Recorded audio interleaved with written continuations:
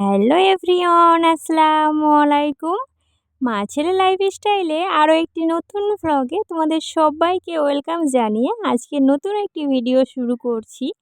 সবাই কেমন আছো? আশা করি সবাই ভালো আছো এবং সুস্থ আছো। আর আমরাও আল্লাহর অশেষ রহমতে আলহামদুলিল্লাহ ভালো আছি। আজকের ব্লগটি শুরু করেছিলাম ওই দুপুরবেলা থেকে। আজকে আসবে দাইসের পাপা, দিদি। তো রান্নাবান্না জোরদারভাবে শুরু হয়ে গিয়েছে। কালকে নিয়ে আসা হয়েছিল গরুর মাংস। তো তারই মধ্যে 4 পিস আমি রেখে দিয়েছিলাম, আর কিছুটা মাংস কালকে রান্না করা হয়েছিল, আর কিছুটা মাংস রেখে দেওয়া হয়েছিল। সেটা আজকে আলু দিয়ে রান্না করলো, তো প্রেসার কুকারে সেদ্ধ হতে দিল। আর এদিকে আমি মাংসের কাবাব বানাবো। তো চলো তোমাদের মাঝে একটু রেসিপিটা শেয়ার করে ফেলি। কাবাব বানানোর জন্য মাংসগুলোকে খুবই ছোট ছোট পিস করে নিতে হবে, তারপর ব্লেন্ডারে মিক্স করে নিতে হবে। এখানে তোমাদের একটা ছোট টিপস দিয়ে দিই। অনেকে কিন্তু বলে ব্লেন্ডারে মাংসটা মিক্স হতে চায় না, তো কিভাবে করবে? ব্লেন্ডারে দেবে, একবার ঘোরাবে আর একটু করে রেস্ট নেবে, তাহলে কিন্তু খুব সুন্দরভাবে এই 5 থেকে 6 বার করলে মিক্স হয়ে যাবে। এরপর মাংসটাতে দিতে হবে কুচনো পেঁয়াজ, কুচনো কাঁচা লঙ্কা, আদা রসুন পেস্ট, তারপর লঙ্কা গুঁড়ো, জিরে গুঁড়ো, ধনে গুঁড়ো, লবণ, আর আমি একটু গরম মশলা গুঁড়োও দিয়েছিলাম। তারপর একটু 1 চামচা দিয়েছিলাম বেসন, আর 1 চামচা চালের গুঁড়ো। আমি বেশি দিইনি, যেহেতু বাড়িতেই খাবো, খুব একটা বেসন মিশিয়ে লাভ নেই। বেশ ফ্রেশ মাংসের খাবো, ওই জন্যই। তো তারপর ভালোভাবে হাত দিয়ে মিক্স করে আমি এখানে 10 থেকে 15 মিনিট রেস্টে রেখেছিলাম। আর এদিকে খাসির মাংস রান্না করা হয়েছিল, তো সেটা একটু ঢেলে নিলাম, মানে এই কড়াইটাতেই আমি এই কাবাবগুলো বানাবো। তো খাসির মাংসটা আনা হয়েছিল মূলত দানিশের পাপা, দিদি এরা আসবে, তো ওই জন্য। আর গরুর মাংসটা আমরা সবাই খাবো। তো যাই হোক, এখানে আমি কড়াইটাকে সুন্দরভাবে পরিষ্কার করে নিলাম। আর এই কড়াইটা যেন অনেক দিনের, মানে আমার আম্মা যখন আমার দিদিকে নিয়ে এসছিল, মানে আমাদের মধ্যে একটা নিয়ম আছে যে প্রথম বাচ্চা হয়, তারপর যখন যায় অনেক কিছু থালা বাসনপত্র এসব দেওয়া হয় বাবার বাড়ি থেকে, তখনই কিন্তু আমার আম্মা এই কড়াইটা নিয়ে এসেছিলো। তো বুঝতে পারছো এখন বয়স কতটা হয়েছে। তো যাই হোক, এদিকে দেখো সব কাবাবগুলোকে আমি একটু শেপ দিয়ে নিচ্ছি। তোমরা যে যে শেপে দিতে পারো, আমি একটু গোল গোল মতো করে করেছিলাম, কারণ গোলটাই দেখতে বেশ ভালো লাগে। তো এখানে আমি বেশি কাবাব করতে পারিনি, মোটামুটি ওই 11টা মতো করেছিলাম। এদিকে দেখতে পাচ্ছ যে আম্মা হাঁটাহাঁটি করছে, মানে আম্মারও রান্নাবান্না এখনও কমপ্লিট হয়নি। আর এদিকে গ্যাসে আমি এগুলো করছিলাম, আর আম্মা কিন্তু উনুনে রান্না করছিল। তো বেশ ভালোই লাগছিল যে কাবাব বানাচ্ছি। এটা কিন্তু আমার শ্বশুরবাড়িতে প্রায়ই বানানো হয়, মানে বাড়িতে কেউ আত্মীয়স্বজন এলেই তাদের জন্য কিন্তু কাবাবটা বানানো হয়। তো সেখান থেকেই আমার শেখা। এটা কিন্তু আমি কোনো ইউটিউবের ভিডিও দেখে শিখিনি। মানে আমার শাশুড়ি বা আমার ননদদেরকে করতে দেখেছি, সেখান থেকে আমার করা এগুলো। তো যাই হোক, একে একে সব শেপ দেওয়া হয়ে গিয়েছে। দেখো কটা হয়েছে। খুব অল্প করেই হয়েছিল, একটা একটা করে সবার খাওয়া হবে। কড়াইয়ে দিয়ে দিয়েছিলাম পরিমাণ মতো তেল, আর তেলটাকে খুব কষকষে করে গরম করে নিতে হবে। তারপর মিডিয়াম ফ্লেমে করে এই কাবাবগুলোকে দিয়ে দিতে হবে।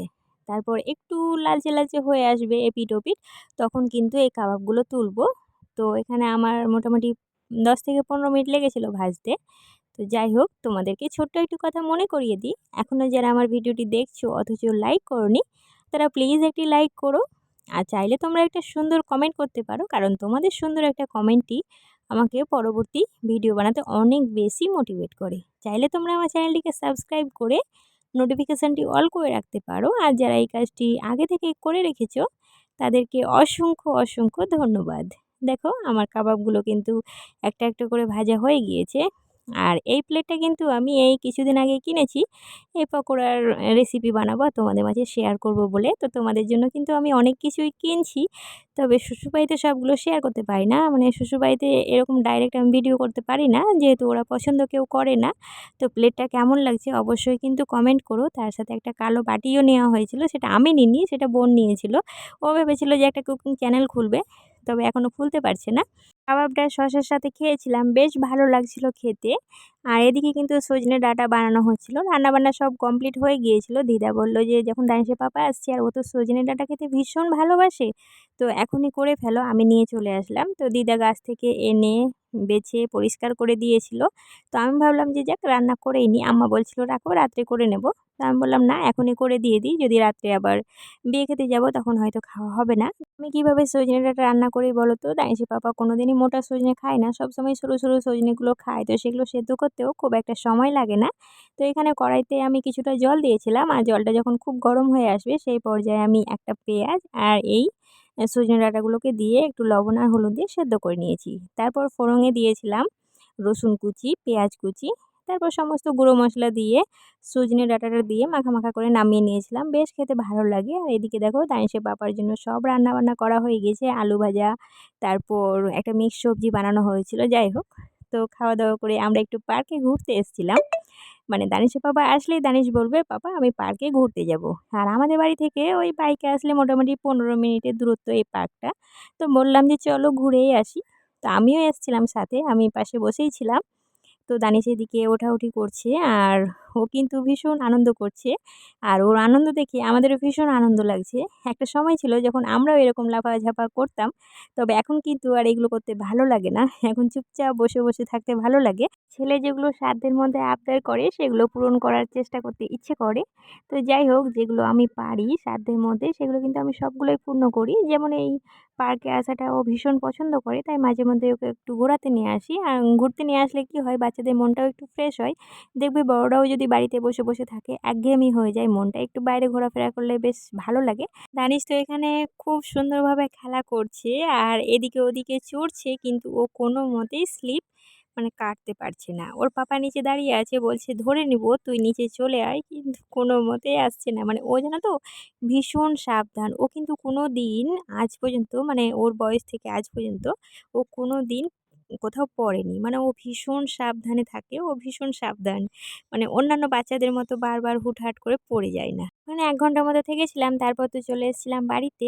এবার দেখতেই পাচ্ছ লাইটিং ফাইটিং দেখে যে এটা বিয়েবাড়ি। হ্যাঁ, তো আমরা বিয়েবাড়িতে রাত্রে খেতে যাচ্ছি। আমাদেরকে রাত্রি থেকে নিমন্ত্রণ করা হয়েছিল। তো দেখো প্যান্ডেলটা কত সুন্দর বানিয়েছে। তো সবাই মিলে চলে গেলাম। আর এদিকে যে স্টেজটা বানিয়েছে, দানিশ গিয়েই কিন্তু স্টেজে উঠে পড়েছে। লাফালাফি শুরু করে দিয়েছে।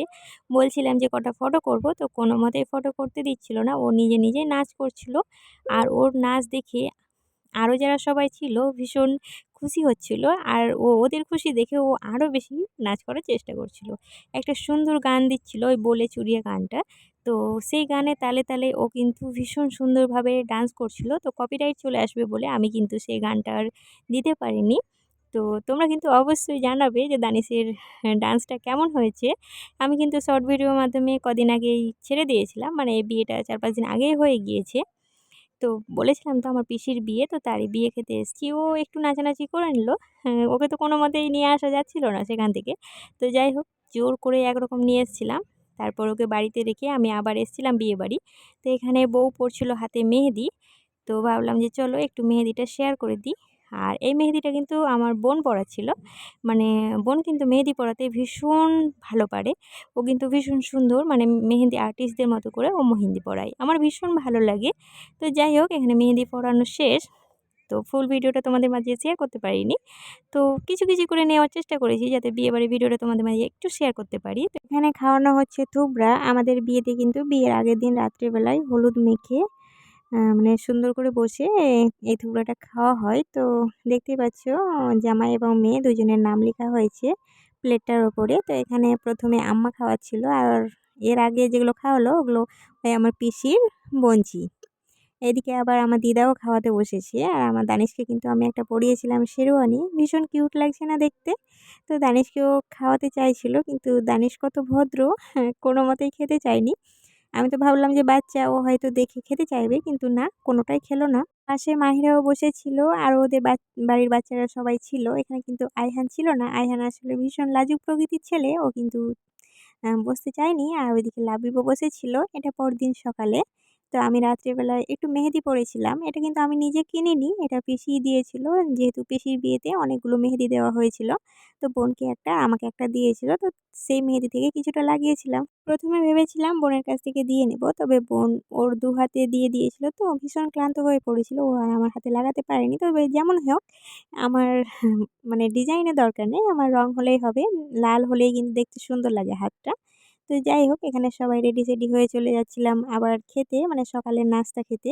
তো দানিশকে ওই সোয়েট শার্টটা পরিয়েছিলাম আর নিচে একটা ট্র্যাকস্যুট দিয়ে দিয়েছিলাম। আর ও যে টুপিটা পরে আছে সেই টুপিটা কিন্তু কালকেই আমি নিয়ে এসেছি এই বিয়েবাড়ির উদ্দেশ্যেই। ওর যে টুপিগুলো ছিল সেগুলো কিন্তু দেখতে বেশ পুরনো হয়ে গিয়েছিল।